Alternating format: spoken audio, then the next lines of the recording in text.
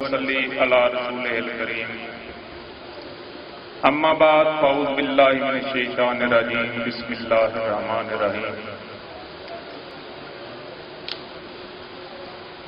سب سے پہلے میں اس مجلس کے سرپرست اعلیٰ حکیم صوفی محمد بشیر صاحب اور اس کے بعد مہمان خصوصی حکیم حافظ فرید یونس صاحب اور صدر مجلس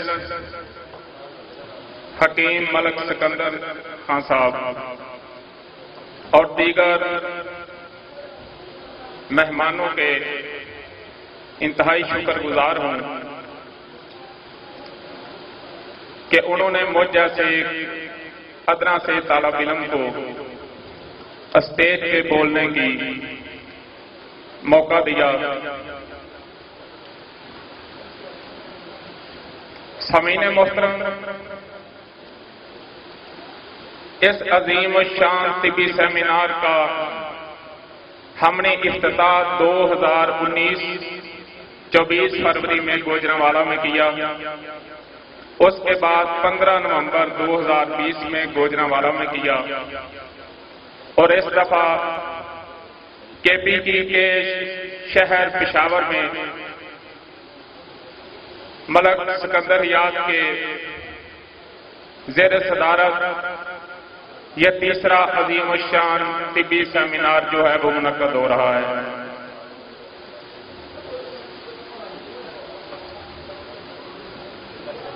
چند گزارشات آپ کے سامنے پیش کرنا چاہتا ہوں۔ کسی زمانے میں یہ جو چھوٹے چھوٹے روٹ ہوتے تھے پاکستان کے، ان میں جو گاڑیاں چلتی تھی کسی کی کھڑکی نہیں ہوتی تھی اور کسی کا دروازہ نہیں ہوتا تھا اور پیچھے لکھا ہوتا تھا نہ کمالے ڈرائیور نہ خوفیے انجن، چلی جا رہی ہے خدا کے سہارے۔ آج یہی حال ہماری اسٹیپ کے ساتھ ہو گیا ہے۔ اس کی وجہ کیا بنی؟ یہ مقدس پیشہ جو ہے اس وقت انتہائی قسم فرسری کی حالت میں گزر رہا ہے۔ آج ایلوپیتھی جو ہے وہ بہت سٹرانگ ہے، حکومت کی سربراہی بھی اس کے ساتھ اور حکیم بیچاروں کو کوئی پوچھتا نہیں ہے۔ اور پھر بہت سارے ہمارے طبا جو ہیں وہ انگریزی ادویات کا سہارا لیتے ہیں۔ اس کی وجہ کیا ہے؟ ہم نے علم سیکھنا شروع نہیں کیا، علم سیکھنا جو ہے وہ چھوڑ دیا ہے۔ ورنہ آج کی طب جو ہے جس کا کبھی راجوں مہاراجوں کے درباروں میں طوطی بولتا تھا، آج بھی اس کی افادیت اور اس کے نتائج وہی ہیں۔ اگر طب کو سیکھا جائے، اس کی اخلاق و مزاج کو مد نظر رکھتے ہوئے اس کا علاج کیا جائے۔ ایک تو ہم سیکھنے کے لیے ٹائم بھی نہیں نکالتے اور دوسرا واٹس ایپ، یوٹیوب اور فیس بک کا سہارا لیتے ہیں۔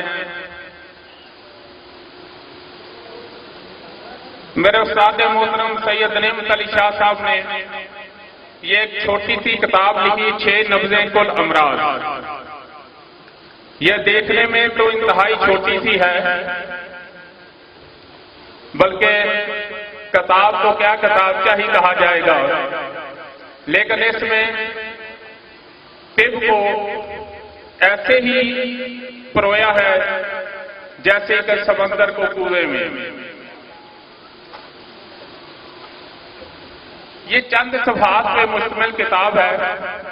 اس کی آخر میں ایک خاکہ ہے، خاکہ رموز طب، انقلابی رموز طب۔ جس چیز کو حضرت دوست محمد صابر ملتانی رحمت اللہ علیہ نے آسان لفظوں میں بیان کیا، یہ طب تو بہت پرانی چلی آ رہی ہے، اسی طب کی آپ نے تجدید کی۔ کیا صابر ملتانی رحمت اللہ علیہ سے پہلے لوگ جرکان کا علاج نہیں کرتے تھے؟ کیا آپ سے پہلے نمونیے کا علاج نہیں ہوتا تھا؟ کیا آپ سے پہلے درد گردہ کا علاج نہیں ہوتا تھا؟ یہ سب چیزیں موجود تھیں، لیکن انہوں نے ہمیں جو چیز دی وہ تحریک، تسکین اور تحلیل دی۔ آپ نے تحقیقات امراض و علامات کی لکھی ہے، لیکن آخر میں پھر وہی بات کہ تحریک، تسکین اور تحلیل کو مد نظر رکھتے ہوئے ایک سسٹم کا علاج کیا جائے۔ حضرت آدم علیہ السلام سے لے کر اب تک اور آج سے لے کر قیامت تک جتنے بھی اس کی علامات ہیں جن کو ایلوپیتھی والے مرض کا نام دیتے ہیں، وہ سب اس میں موجود ہیں۔ تو استاد محترم نے اس کو مزید آسان کر کے سمجھایا ہے،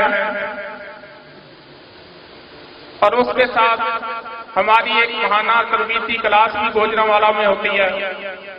الحمدللہ KPP کے بہت سے دوست اور میں مشکور ہوں حکیم سکندر یار صاحب کا کہ انہوں نے آج تک ہمارا کوئی پروگرام مس نہیں کیا۔ تقریباً 3.5 سال سے مسلسل ہمارے پاس آ رہے ہیں اور اس کو ماشاءاللہ اٹینڈ کر رہے ہیں، اور اکیلے نہیں جاتے کہ قافلے کی صورت میں جاتے ہیں۔ ان کے علاوہ یہ میں دیکھ رہا ہوں ہمارے دوست تیر سے، میاں والی سے، بٹگرام سے، نوشہرہ مردان سے، لاہور سے، قصور سے، فیصل آباد سے، گوجرانوالا سے اور مختلف اضلاع سے یہاں تشریف فرما ہے۔ تو اس خاکے کی میں تھوڑی سی وضاحت آپ کے پاس کرتا ہوں۔ حیاتی امور طبیعہ جو ہیں وہ 6 ہیں: مزاج، اخلاق، اعضاء، ارواح، قوا اور افعال۔ جب مرض شروع ہوتا ہے تو تحریک جو ہے، جو مرض جس علت کی زیادتی ہوتی ہے اس کو تحریک کا نام دیا جاتا ہے۔ اس میں اکڑاؤ، کھچاؤ اور پھر درد ہونے کا احساس ہوتا ہے۔ اس کے بعد یہ مرض جو ہے وہ تھوڑا سا آگے کی طرف چلا جاتا ہے۔ سب سے پہلے مقام لذت پہ تو مزاج متاثر ہوں گے، جب حوث پہ جائے گا اخلاق متاثر ہوں گے، جب قبض پہ جائے گا اعضاء متاثر ہوں گے، جب سودش پہ جائے گا ارواح متاثر ہوں گے، جب جرم پہ جائے گا تو قوت متاثر ہوگی، قوا متاثر ہوں گے، جب ذوق پہ جائے گا تو افعال متاثر ہوں گے۔ جب مقام لذت پہ جب مقام لذت پہ ہوگا تو آپ نے اس کو صرف محرک دینی ہے۔ صابر ملتانی رحمۃ اللہ علیہ نے کہا ہے کہ مقام تسکین کو تحریک دینے سے شفائے کاملہ عطا ہو جاتی ہے۔ جب محرک کے مقام پہ ہوگا تو اگلی تحریک جو ہے، تسکین والا مقام جو ہے، اس کو آپ نے تحریک دینی ہے صرف ایک ہی جگہ پہ۔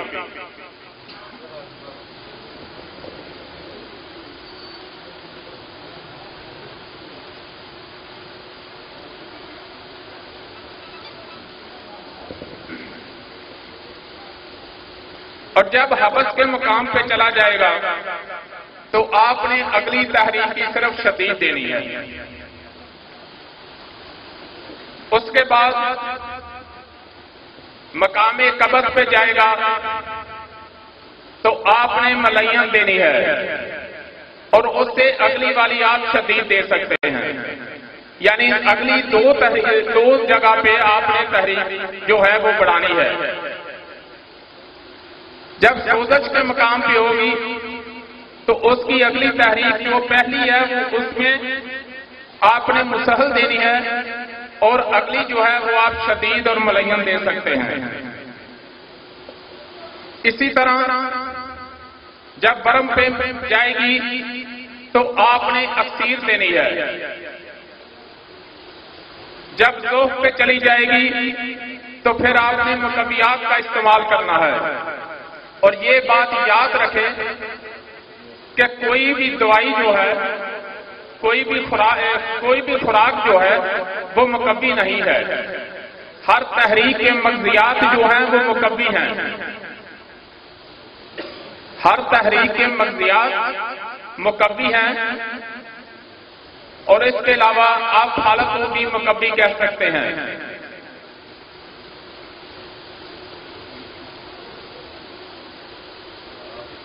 سب سے پہلے جب اکڑاؤ ہوگا تو آپ نے ملین یا مسہل نہیں دینی، اس سے آپ کو بجائے فائدے کے نقصان ہوگا۔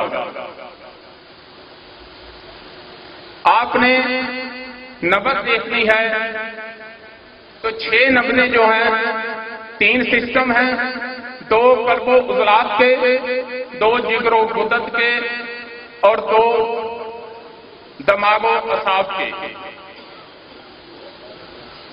آپ نے نبض دیکھنی ہے تو ایک ہی شرط ہے، ایسے پہلے بہت سی کتابوں میں جو نبضوں کے متعلق لکھا ہوا ہے ان کی شرائط کافی ہیں، ان کے نام بھی کافی ہیں، تو یہ صرف 6 جو ہیں نبضیں ہیں، اور ان 6 نبضوں کے نام جو ہیں اعصابی گدی، اعصابی عضلاتی،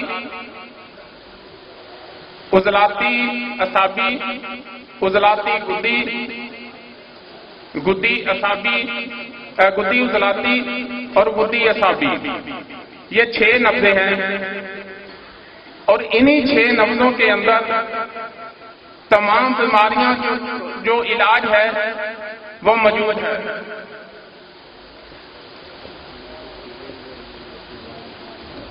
سب سے پہلے آپ نے چاروں انگلیاں برابر جو ہیں وہ نبض پہ رکھنی ہیں، اور اس میں اگر ایک ہی انگلی پہ دباؤ دینے سے نبض محسوس ہو رہی ہے تو اس کا نام اعصابی گدی ہے۔ یہ اعصاب و دماغ کی پہلی نبض ہے، اس کا تعلق حکم خبر رساں سے ہے، یعنی کسی چیز کا احساس ہونا۔ اس کی شرائط نبض جو ہے وہ صرف اتنی ہی ہے کہ دباؤ دینے سے ایک انگلی پہ آپ کو محسوس ہوگی، اس کے بعد بغیر دباؤ دینے ایک انگلی پہ آپ کو جو نبض محسوس ہوگی وہ ہوگی اعصابی عضلاتی، اس کا تعلق خبر رساں سے ہے۔ خبر رساں کے جتنے پٹے ہیں جسم کے جس بھی پوزیشن میں ہیں، اگر وہ تحریک بڑھ چکی ہے تو وہ سسٹم جو ہے جہاں جہاں بھی ہے وہ متاثر ہے۔ اس کے بعد پہلی 2 انگلیوں پہ بغیر دباؤ کے جو نبض محسوس ہو رہی ہے اس کو آپ عضلاتی اعصابی کہیں گے۔ یہاں پر آپ کے ارادی پٹھے جو ہیں ان کا تعلق ہے، جو آپ اپنے ارادے سے کسی چیز کو پکڑتے ہیں، اپنی مرضی سے آنکھ کو بند کرتے ہیں، یا آپ چلتے ہیں، جن پٹھوں کا بھی تعلق آپ کے ارادے سے ہے، آپ اپنی مرضی سے حرکت کر رہے ہیں، ان کا تعلق جو ہے وہ اس 2 نمبر تحریک کے ساتھ ہے۔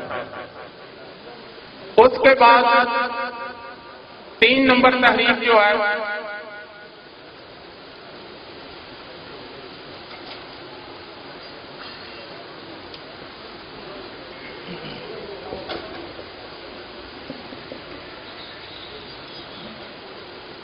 جناب عزت مآب استاد محترم پروفیسر حکیم سید نعمت علی شاہ صاحب وہ تشریف لا چکے ہیں اسٹیج پر۔ میں تمام احباب سے گزارش کرتا ہوں کہ ان کا کھڑے ہو کر بھرپور استقبال کیا جائے۔ آپ کی نکاحت کمزوری اور عمر کا تقاضا تھا، لیکن اس کے باوجود انتہائی دقت اور مشکل کو اٹھاتے ہوئے آپ نے اتنا لمبا سفر کیا ہے۔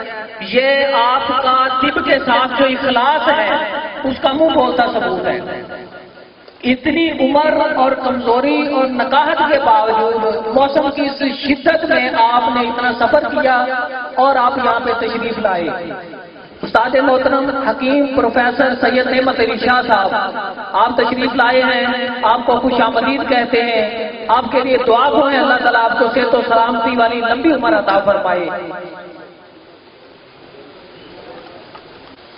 یہ پہلی 2 انگلوں پہ محسوس ہوگی بغیر دباؤ کے۔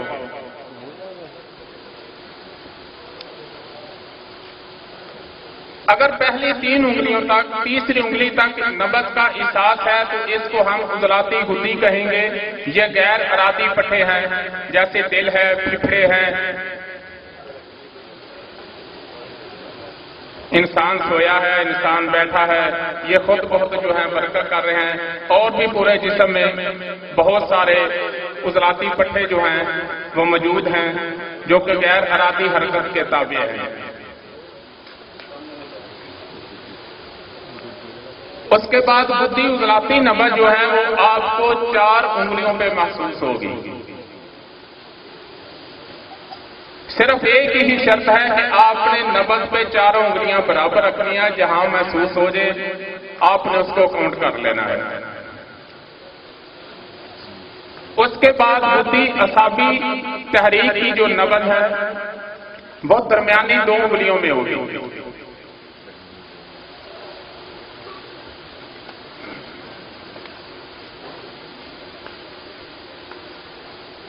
جب 4 انگلیوں پہ نبض ہوگی تو یہ غدت جاذبہ کا ان کا تعلق ہے، اور درمیانی 2 انگلیوں کا جو ہے وہ غدت ناقلہ کے ساتھ ہے۔ اس کے بعد عمر کی ساتھ صحت والی نبض،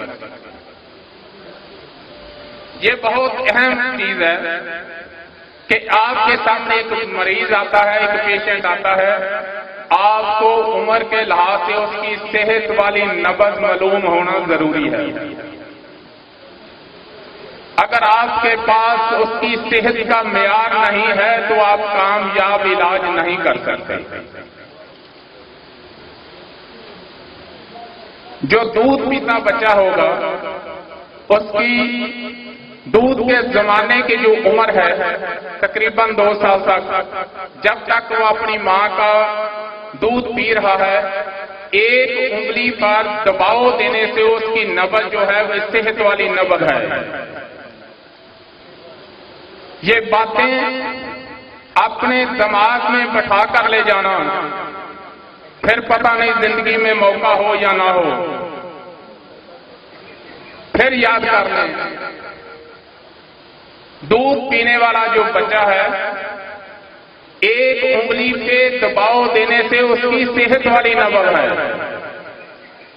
اس کے بعد جب اس نے تھوڑا بہت روٹی وغیرہ کھانی شروع کر لی، کوئی دلیا کھانا شروع کر لیا، کوئی بازاری چیزیں کھانی شروع کر لی، تو یہ تقریباً 7-8 سال کی عمر تک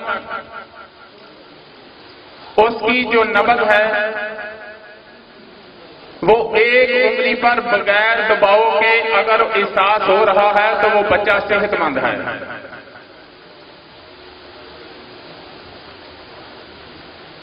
پھر لڑکپن کا زمانہ آ جاتا ہے تو 2 انگلیوں تک نبض چلی جاتی ہے صحت والی، اور بڑھاپے میں بھی یہی نبض ہوگی۔ नौजवान मर्द की पहली 3 उंगलियों पे नबज है तो नौजवान आदमी तंदुरुस्त है। अगर नौजवान औरत है तो पहली 4 उंगलियों पे जो नबज है 4 उंगलियों तक एहसास हो रहा है तो वो नौजवान औरत जो है वो तंदुरुस्त है। और तंदुरुस्ती का म्यार आपके पास होना जरूरी है। हैज़ो वलादत में जो नबज होगी वो औरत की दरमियानी 2 उंगलियों पे होगी। ये उम्र के लिहाज से सेहत की नब्जें हैं। अब आ गई बीमारी की तरफ कि इंसान जब बीमार होता है तो फिर उसकी नबज जो है, फर्ज करें एक नौजवान आदमी है, उसकी 3 उंगलियों पे नबज होनी चाहिए, लेकिन अगर उसने मुसलसल लगातार गुद्दी उजलाती चीजें खानी शुरू कर दी, गर्म खुश्क चीजें खानी शुरू कर दी, तो फिर उसकी नबज जो है वो आगे की तरफ जाएगी। और आपने उस नबज को मद्देनजर रखते हुए, उसके दर्जे को मद्देनजर रखते हुए उसको दवाई देनी है। जो नबज आपने महसूस करनी है, अगर उसमें कमीपन है तो वो मुहर्रक और शदीद के दर्जे पे है। आपने जो नबज महसूस की उससे अगली तहरीक की, वो लज्जत और हवस के मकाम पे आया, वो आपने जो दवाई देनी है वो मुहर्रक और शदीद देनी है।